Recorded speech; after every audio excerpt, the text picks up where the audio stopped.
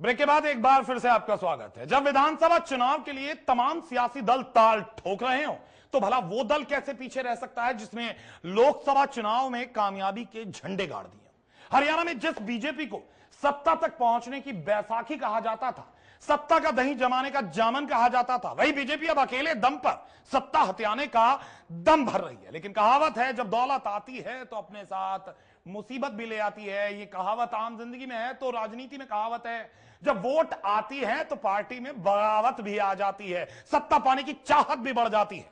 Haryana BJP इस समय दूसरी पार्टियों की खुली तिजोरियों को खूब लूट रही है। या साफ शब्दों में कहें, घुमा फिराकर ना कहें, नेताओं की तरह खासकर, क्योंकि हम मीडिया कर्मी हैं, नेताओं की भाषा बोलेंगे तो जनता हम पर भी यकीन नहीं करेगी। तो दूसरी पार्टियों के नेता दल बदल कर लगातार हरियाणा बीजेपी की ताकत बढ़ा रहे हैं। लेकिन अब यही ताकत बीजेपी के लिए जी का जंजाल भी बन सकती है। हरियाणा बीजेपी के अपने ही नेता और कार्यकर्ता पार्टी पर अनदेखी का आरोप लगा चुके हैं और साथ ही उनका यह भी आरोप है कि दूसरी पार्टियों से आने वाले नेताओं को पार्टी में ज्यादा तवज्जो दी जा रही है। ऐसे में अहम सवाल है और बड़ा सवाल है कि बीजेपी हरियाणा में 63 सीटें जीतने का जो दावा कर रही है, क्या वो दावा पूरा हो पाएगा? क्योंकि दावे के पहले ही पार्टी के अंदर भी एक दूसरे पर जमकर वार हो रहे हैं। भले ही कांग्रेस पार्टी से या दूसरी पार्टी से आए लोग अपने आप को सीएम प्रोजेक्ट करने में लगे हो, या कैप्टन अभिमन्यु एक बयान दे दें जिसमें वो कहें कोई भी सीएम बनने का सपना देख सकता है, तो अनिल विज जो कि विधायक दल के नेता हैं, वो ये बयान देने से भी नहीं चूकते। भले ही उनका निकला हुआ शब्द बाण अपने ही लोगों को छलनी कर दे कि जो लोग आज तक चुनाव नहीं जीते, जब वो सीएम का सपना देख रहे हैं तो फिर चौधरी बीरेंद्र क्यों नहीं। हरियाणा में विधानसभा चुनाव के मद्देनजर जब कांग्रेस पर चुनावी रंग चढ़ रहा है तो भला विपक्षी पार्टियां चुनावी रंग से कैसे बच सकती हैं? और खास वो पार्टी जिसकी नीतियों में कांग्रेस के नेता बखूबी आस्था दिखा रहे हो।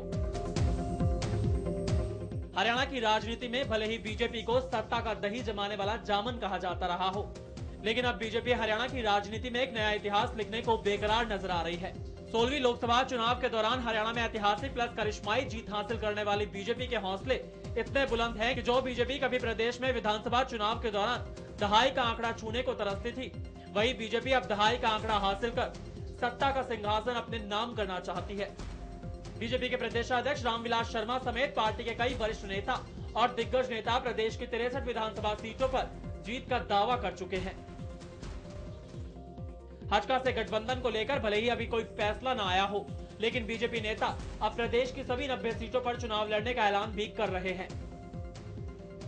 मतलब साफ है कि प्रदेश की राजनीति में करिश्मे की तरह उभर कर आई बीजेपी अपने दावों में भी कोई कोर कसर नहीं छोड़ना चाहती।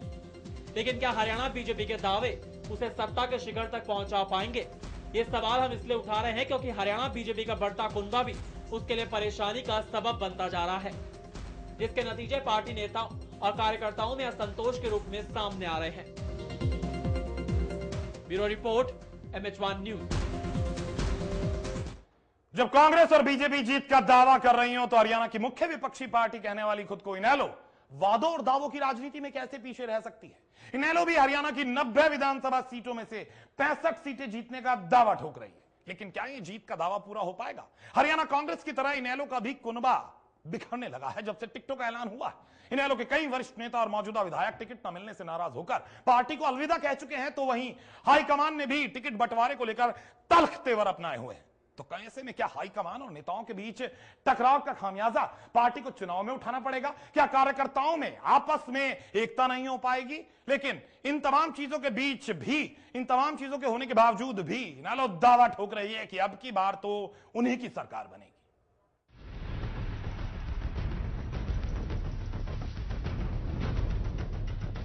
करीब 10 साल से सत्ता का सूखा झेल रही इनेलो भी सत्ता में वापसी का दम भर रही है। कांग्रेस और बीजेपी की तरह इनेलो के दावों में भी कोई कमी नहीं है। देश के सबसे युवा सांसद दुष्यंत चौटाला ने भी प्रदेश की सत्ता में वापसी का दावा किया है और दुष्यंत का यह दावा बीजेपी के दावे से भी 2 कदम आगे है। हरियाणा में होने वाले विधानसभा चुनाव में जहां बीजेपी ने 63 सीटें जीतने का दम भरा है, वहीं दुष्यंत चौटाला के मुताबिक इनेलो हरियाणा की 65 विधानसभा सीटों पर जीत दर्ज करने जा रही है। लेकिन जिस तरह से इनेलो 65 सीटें जीतने का दम भर रही है, उसमें कितना दम है ये तो चुनावी नतीजे आने पर साफ हो ही जाएगा। लेकिन जब से इनेलो ने अपने 62 उम्मीदवारों की पहली लिस्ट जारी की है। पार्टी एक नई परेशानी में आ गई है। कई ऐसे नेता जिन्हें टिकट मिलने की पूरी आस थी, वो अब टिकट ना मिल पाने की सूरत में पार्टी का दामन छोड़कर जा रहे हैं। दूसरी तरफ पार्टी आलाकमान का रवैया भी इस तरफ काफी सख्त है। आलाकमान ने साफ कर दिया है कि टिकटों की लिस्ट में किसी भी सूरत हाल में फेरबदल नहीं किया जाएगा, जिसे जाना है जाए। हरियाणा में चुनावी मौसम के तहत लगभग सभी बड़े और छोटे सियासी दल वादों और दावों की खूब बारिश कर रहे हैं, लेकिन बड़ी बात यह है कि कोई भी सियासी दल अपनी कमजोरी पर बात नहीं करना चाहता। ऐसे में सवाल यह है कि क्या सिर्फ वादों और दावों की लॉलीपॉप से सत्ता हासिल की जा सकती है? Bureau report, NH1 news. सत्ता में हर चाल के पीछे कोई ना कोई पैतरा नजर आता है, कोई सियासी चाल छिपी नजर आती है। भले ही कांग्रेस अपनी बातों को छिपाती नजर आए, भले ही बीजेपी अपने उत्साह के साथ बढ़ती नजर आए, भले ही इनेलो दावा ठोकती नजर आए कि वो सत्ता में आने वाली है, लेकिन जो ये रसगुल्ला होता है ना राजनीति का, जिसे कहते हैं स्वाद बहुत मीठा होता है, वो देखने में भले ही मीठा नजर आए, लेकिन जब तक उसे वोटों की चाशनी में डुबाया नहीं जाता, तब तक वो किसी का भी मुंह मीठा नहीं कर सकता है। और वोटों की चाशनी के लिए जाना होगा जनता दरबार, जनता की ड्योढ़ी पर सर पटकना होगा इन नेताओं को। और जनता जानती है कि 5 साल में एक बार अपना सर दिखाने वाले नेता किस तरह से अपना मुंह फेर लेते हैं जब अधिकारों की बात आती है। तो इस बार वो सोच समझकर वोट करने वाली है, और हम हर बार कहते हैं सोचे समझे परखें तभी अपने वोट का इस्तेमाल करें, क्योंकि आपका वोट बेहद कीमती है। इसी उम्मीद के साथ एक छोटा सा ब्रेक के बाद BMHN न्यूज पर खबरों का सफर बदस्तूर जारी रहेगा।